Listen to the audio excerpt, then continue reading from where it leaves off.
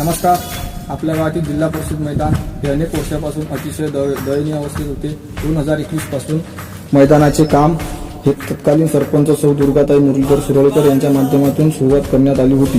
त्यानंतर दरवर्षी थोडे काम करण्यात आले. तसेच आताचे विद्यमान सरपंच सौ शारदाताई मंगेश पारसकर यांना विनंती केली असता त्यांनी सुद्धा मैदानासाठी सर्व प्रकारचे सहकार्य केले, जेणेकरून गावातील तरुणांमध्ये खेळाडू वृत्ती तयार व्हावी व तसेच मुलामुलींना पोलीस भरतीसाठी, मैदानी खेळासाठी व गावातील पुरुष महिलांसाठी वॉकसाठी मैदान उपलब्ध करण्यात आले.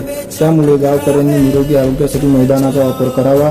येणाऱ्या काळात मैदानाची आणखी दशा बदलली जाणार आहे.